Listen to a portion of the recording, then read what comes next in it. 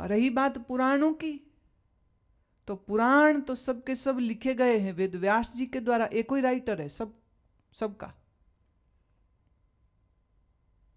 और वेद व्यास जी कब हुए हैं? श्री कृष्ण के काल से थोड़ा सा पहले।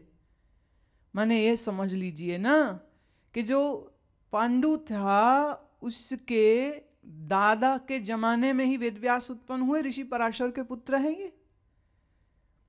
मां इनकी नाविक की, मलाह की बेटी थी, और ऋषि पराशर ने नियोग किया था इसके साथ। वेद व्यास उत्पन्न हुए थे। तो वेद व्यास जी बहुत पुराने तो है नहीं, और उपनिषदों का काल और भी पुराना है। तो उपनिषद क्या कहती है? वो जब सुनना सीखना लोग भूल गए और पड़ गए चक्करों में माया के, तहां मूर्तियों का प्रचलन बढ़ा है।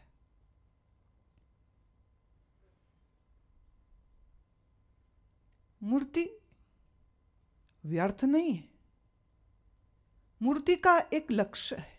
क्या वह लक्ष्य है? आपके अंदर एक अच्छी भावना को जागृत करना। एक बार किसी ने स्वामी विवेकानंद के सामने मूर्तियों का खंडन किया। खंडन करने वाले थे आर्य समाजी। हमारे समाजी नहीं मानते मूर्ति को। ऋषि दयानंद के, स्वामी दयानंद के जितने चेले वो नहीं मानते। वो कहते मतलब आप वेद पढ़ो और गायत्री का जप करो और यज्ञ करो, बस। मूर्ति क्यों? और ज्यादा से ज्यादा अगर जोर है तो ओम का, कोई ओम की फोटो या चित्र लगा दे, बस। इससे ज्यादा कुछ नहीं। तो विवेकानंद के गुरु काली के उपासक हैं। विवेकानंद जो हैं वह भी काली के उपासक हैं। तो ये सज्जन आके बहुत लड़े, तर्क वितर्क करने लग गए। कहते हैं विवेकानंद ने उस समय उनसे कहा कि आप मुझे एक बात बताइए, क्या आप अपने पिताजी की फोटो पर थूकोगे? बोले नहीं। बोले क्यों? तुम्हारे पिताजी का फोटो पिताजी थोड़ी है, थूको। बोले ऐसे थोड़ी, हम नहीं थूक सकते। उनने कहा बस इसी तरह से मूर्तियां हमारे पूर्व काल में हुए महापुरुषों की याद कराती। लेकिन कईयों ने इसको ये तर्क बना लिया कि विवेकानंद ये कह रहे हैं कि मूर्ति पूजी जानी चाहिए। तो अपना अपना मत बन गया। अब जिसने जो सुनना है वो सुनेगा, जिसने जो मानना है वो मान लेगा।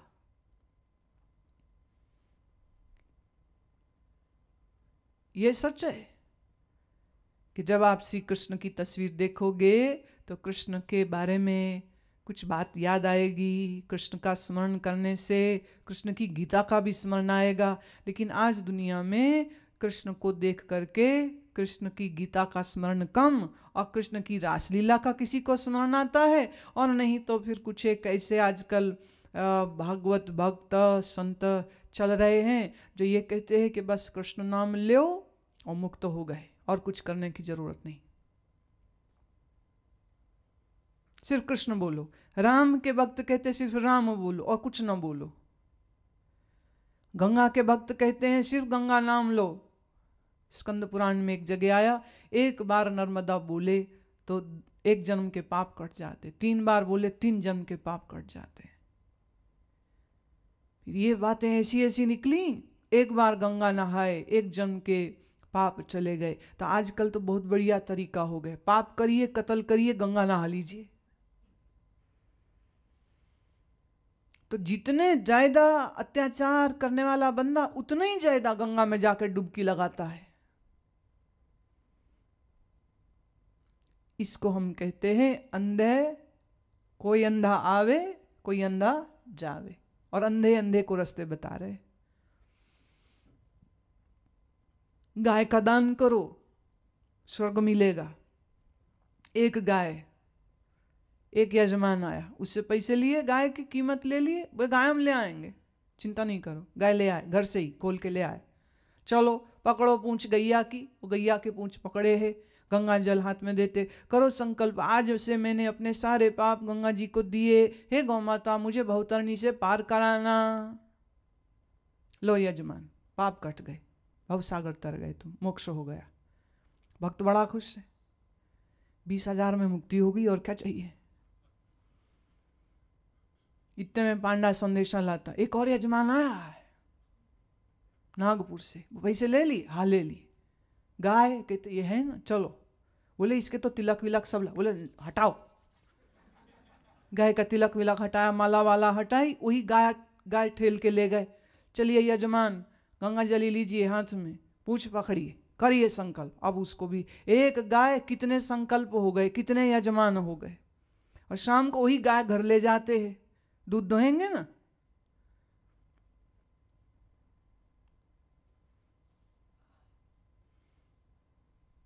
कोई सोचता गंगा नहा के पाप दूर हो जाएगा, कोई सोचता है यमुना जाके पाप दूर हो जाएगा, कोई सोचता जगन्नाथ जाके पाप दूर हो जाएगा। ज्ञान क्या कहता है, उपनिषद क्या कहती, ऋषि क्या कहते? ये कर्म कांड है, इससे कुछ नहीं होगा।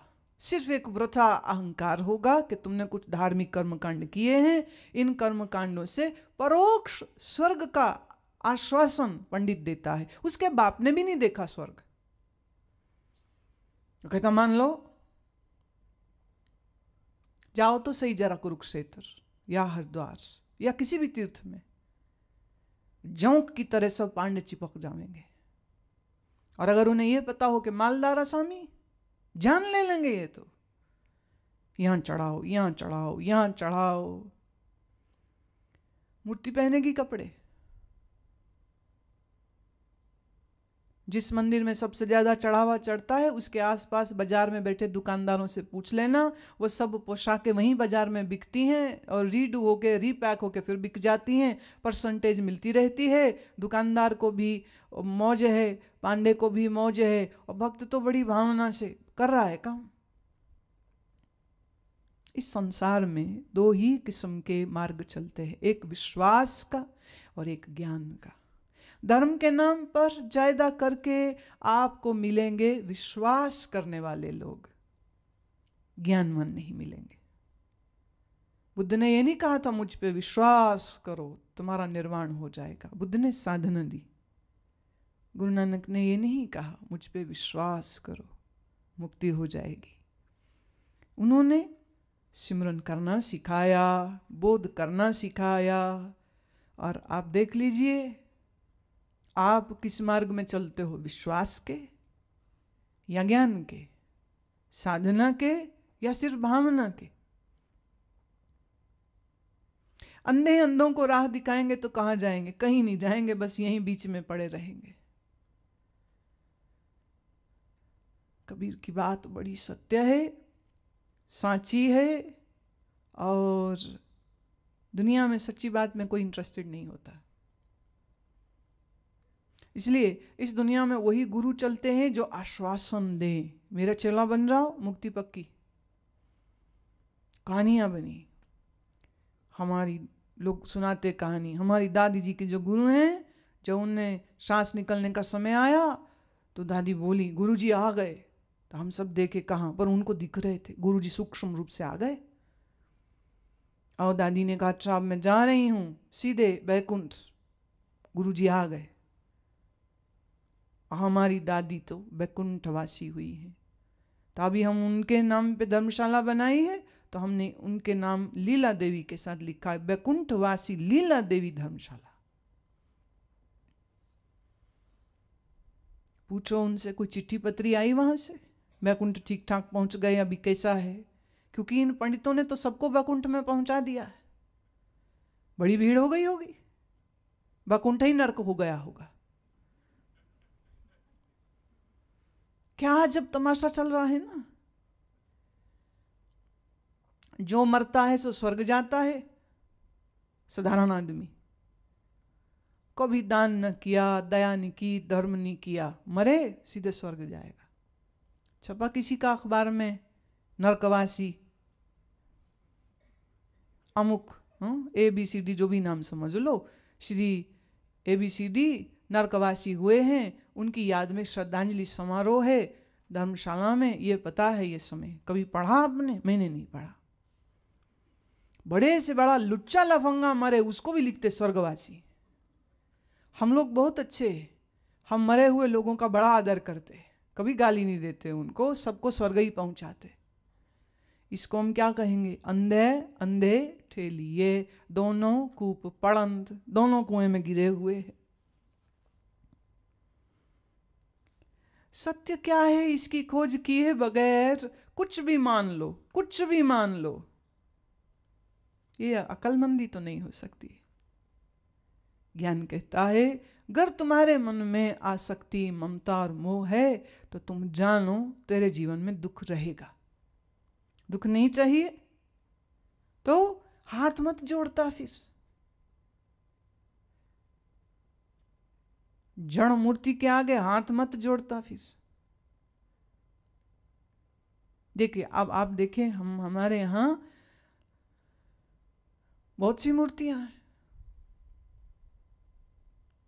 और हम उन सब मूर्तियों का बड़ा आदर करते हैं। क्यों? सुंदर कलाकृतियां हैं, महापुरुषों की याद कराती है, देव पुरुषों की याद कराती है।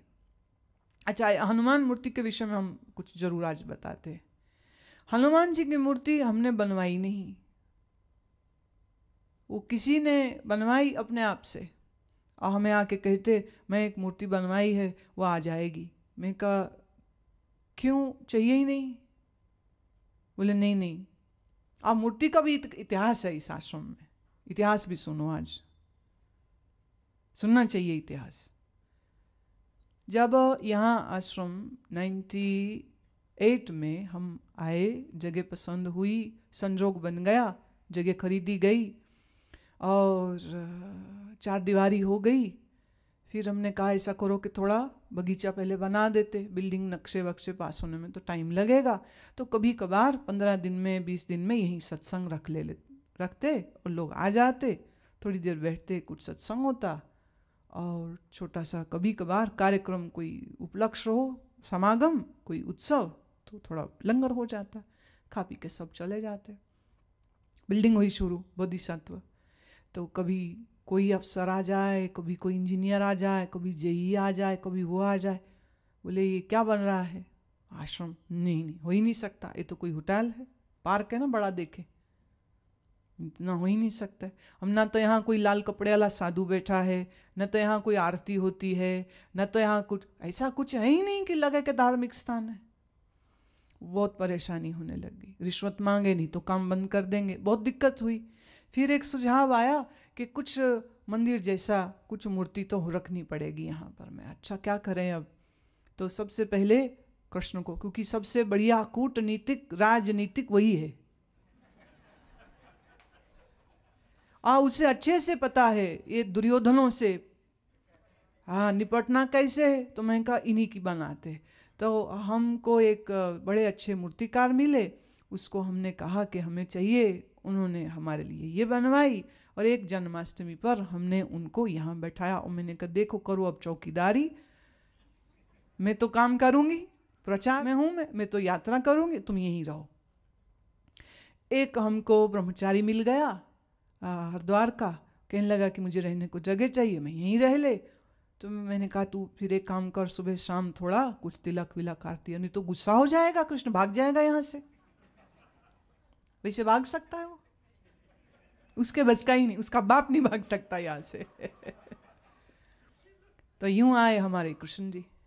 अच्छा, फिर अब वो मूर्ति जो देखी तो अभी भी उनको शांति नहीं हुई। अफसर फिर बोले ऐसे थोड़ी होता है, रिजोर्ट में भी सजावट के लिए मूर्तियां रखी जाती और होटलों में, रिजोर्ट में अच्छा बिजनेस चले इसलिए मूर्तियां रखी जाती, ये तो आश्रम नहीं। फिर समस्या, तो फिर लगा कि नहीं कुछ मंदिर नुमा बनाना ही पड़ेगा। मैं अब किसका बनाए हम? तो लगा गुरु मंदिर बनाते। अब ये हुआ कि अंदर किसको बैठाएं? ये भी एक समस्या है। कारण ये, महाराज जी के साथ मेरा संपर्क मुश्किल से, हम अगर टोटल मैं गिन दूं तो 6 से 7 मुलाकातें टोटल हैं मेरी उनसे, जिसमें आधी दूर से हैं, 4 नजदीक से हैं। चलो खुला चलूं, मैं अगर पूरा हिस्ट्री में चली जाऊं तो 15 मुलाकातें होंगी, भिन्न भिन्न समय पर, कभी आधे घंटे बैठे, कभी 10 मिनट बैठे, कभी। मेरे लिए वो एक प्रेरणा महापुरुष थे। त्याग, वैराग्य, ज्ञान के शिरोमणि। मेरे लिए उनके प्रति जो लगाव है वो भावनात्मक अधिक था। और अगर कहूँ ज्ञान चर्चा तो शायद 2 बार हुई होगी, क्योंकि कभी अगर मैं कुछ बात करनी शुरू भी करती उनसे तो वो कह देते थे, तू तो आप ब्रह्मवेत्ता है, तू क्यों पूछ रही है, और बातें ही खत्म हो जाती। क्या बात करें, तो जाना चुपचाप उनके पास बैठना, घंटे 2 बैठ लिए, कभी सबके बीच में और कभी कभी अलग बैठ लिए और आ गए। तो अब गुरु के नाम पर हम किनको बैठाएं, तो लगा इन्हीं को बैठाएंगे। और ये भी है, जब ये भगवा पहनने की इच्छा हुई थी तब उन्हीं के पास गए थे, उन्हीं से आदेश लिया था। हालांकि उनके आसपास बहुत कट्टर और परंपरावादी लोग हैं,